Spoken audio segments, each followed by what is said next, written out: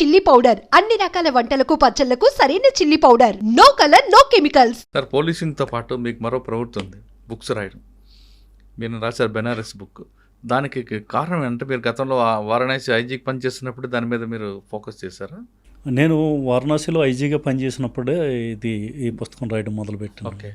యాక్చువల్గా ఈ బహుముఖ బనారస్ అనే ఈ పుస్తకం ఒక నా చేత శివుడు రాయిపించేడేమో అనిపిస్తుంది అప్పుడప్పుడు. ఎందుకంటే నాకు ఒక పెద్ద సమస్య ఎదురయ్యి ఆ సమస్య నుంచి నేను బయటకు వచ్చే ఆ సమస్య నుంచి బయట రావటం అంతా కూడా ఒక కల్లా జరిగిపోయింది నాకు. ఏదంటే ఆ సమస్య? అదే డీటెయిల్ అండి. అచ్చా. సో దాంట్లో అయిపోయినప్పుడు ఆ సమస్య బుక్లో ఉందా?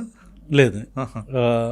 అది అయిపోయాక ఆ తర్వాత రాత్రి పడుకున్నప్పుడు కల్లో శివుడు నాకు కనిపించి నువ్వు నాకేమి గిఫ్ట్ ఇస్తున్నావు, దీనికి రిటర్న్గా నువ్వేమి ఇవ్వట్లేదు అని అడుగుతున్నట్టు అనిపించేది. అది నాకు కొంత ఒక 1 వీక్ 10 days వరకు ఆ టైపు డ్రీమ్ నన్ను వెంటాడేది. సో అప్పుడు నాకు అనిపించింది ఏదో చెయ్యాలి అనేసి. ఏం చేయగలను? నా చేతిలో ఉన్నది ఓన్లీ ఒకటే, అది పుస్తకాలు రాయడం. సో ఈ విధంగా నేను పుస్తకం రాయొచ్చు అని చెప్పి కొంత ముందు ప్రయత్నం చేసి ముందు దేవాలయాల మీద రాశాను. ఆ తర్వాత కాశీలో ఉన్న తెలుగువారి మీద రాశాను, అలాగే కాశీలో ఉన్న తమిళ మీద రాశాను. అవి ఏమీ అంత సాటిస్ఫాక్షన్ ఇవ్వలేదు. ఫైనల్గా ఒకరోజు అనుకోకుండా ఒక ఇన్సిడెంట్ జరగడం, అదే ఈ మసాన్ హోలీ అని ఉంటుంది, శవాలతో హోలీ. కాశీలో శవాలతో హోలీ ఆడతారు మణికర్ణికా ఘాట్ దగ్గర. అక్కడ గుల్షన్ కుమార్ అని ఆ కమిటీకి అధ్యక్షుడు ఆయన. ఒక రోజు నా ఆఫీస్కి వచ్చి సార్ హోలీకి మిమ్మల్ని గెస్ట్గా పిలుస్తున్నాను రండి సార్ అంటే వెళ్ళినప్పుడు అప్పుడు వాళ్ళు ఈ బూడిదంతా కూడా శవాల మీద ఉన్న బూడిదంతా రాయడం, వాళ్ళ పుర్రెలన్నీ మెడలో కట్టుకుంటే హోలీ ఆడడం. అప్పుడు ఆ గుల్షన్ కుమార్ నుంచి తెలుసుకున్నాను ఏంటి మసాన్ హోలీ అంటే. ఆయన దాని పౌరాణిక చరిత్ర అంతా కూడా చెప్పడం ఇవన్నీ జరిగింది. సో దాన్ని డీటెయిల్గా ఒక వ్యాసంగా రాసి అప్పుడు అనిపించింది ఇటువంటిది ఏదో ఉంది, కాశీని ప్రపంచ పటంలో ఒక యూనిక్ సిటీ కింద నిలబెట్టేది, అద్వితీయమైన నగరంగా దీన్ని నిలబెట్టేది ఏంటి అన్నదాన్ని వెతకాలి అనుకున్నాను. అలాంటి ఒక్కొక్కటి వెతుక్కుంటా ఆయనే చూపించినట్టు అనిపిస్తుంది. లేకపోతే ఇంత మ్యాటర్ కలెక్షన్ ఇంత ఇది చాలా ఈజీ కాదు. సో అవన్నీ డీటెయిల్గా ఎందుకు రాశారంటే వాళ్ళు హోలీ ఎందుకు చేస్తారు అలాగా అంటే యాక్చువల్గా మనకి పార్వతీ పరమేశ్వర్లు పెళ్ళయిన తర్వాత పార్వతీదేవిని అత్తవారింటికి దేబెడతారు, ఊరేగింపుగా వస్తారు. అది ఎక్కడంటే విశ్వనాథుడి గుడి ఉంది కదా, ఆ గుడి ప్రాంగణంలో అది అత్తవారిల్లు. అక్కడికి వచ్చేసరికి ఆ రోజు మొత్తం ఆనందంతో, అంటే అమ్మవారు అక్కడికి వచ్చారు కాబట్టి ఆనందంతో మొత్తం అంతా గుజియాలు స్వీట్లు తినడం, రంగులతో ఆడుకోవడం, అది మెయిన్ హోలీ.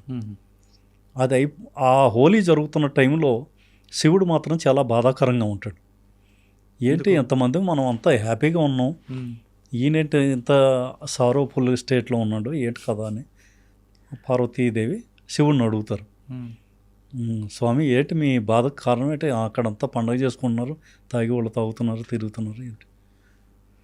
ఇది సరే మనం దేవతలమి దేవగంధర్వులు అంతా కలిసి మనం ఎంజాయ్ చేస్తున్నాం, ఫకీర్లు, పేదవాళ్ళు, అనాథలు, ఈ బిచ్చగాళ్ళు, ఈ యోగులు, సాధువులు, ఇటువంటి వాళ్ళంతా వాళ్ళు ఏం చేస్తున్నారు ఈరోజు అని తెలుసుకుని నాకు బాధ అనిపించింది.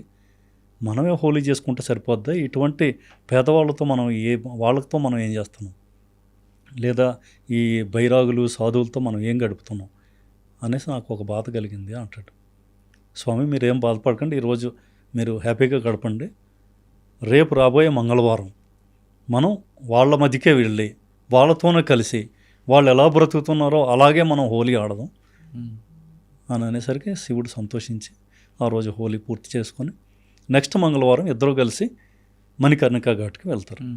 అక్కడ వీళ్ళంతా శవాల మధ్యన ఉంటారు కదా, ఈ యోగులు, ఈ అఘోరాలు, వీళ్ళంతా అక్కడికి అది ఉండేది. సో వాళ్ళ మధ్యన వెళ్ళి వాళ్ళలాగే వీళ్ళు బూడిద పూసుకొని వాళ్ళలాగే అన్నీ చేసి అలాగే పుర్రెలు అన్నీ వేసుకొని వాళ్ళలాగే అక్కడే అన్నీ తిని సో ఆ విధంగా హోలీ ఆడతారు. అదే మసాన్ హోలీ. సో అప్పటి నుంచి ఇది ఒక పరంపరగా ప్రతి సంవత్సరం హోలీ అయిన తర్వాత మంగళవారం దీన్ని పాల్గొన మంగళవారం అంటారు. ఆ రోజు ఇది జరుపుతూ ఉంటారు. ఇటువంటి పురాణ కథలు అన్నీ కూడా బుక్లో ఉన్నాయంటారా? ఉంది సార్. అక్కడ శివుడికి మణికర్ణ ఘాట్ నుంచి వచ్చిన ఆ వాసనే కావాలి అంటారా? నిజమేనది అంటే అండి ఎలా? ఇప్పుడు మణికంఠ ఘాట్ దగ్గర సవాల్ కాలుస్తారు కదా, ఆ కాల్చిన వాసన శివుడికి వస్తేనే ప్రీతి అని అంటారు అని అంటారండి. అదొక ఇది ఉంది యాక్చువల్గా. దానికి ఒక పౌరాణిక ఒక కథ ఒకటి ఉంది, అది కూడా ఈ పుస్తకంలో మెన్షన్ చేయడం జరిగింది.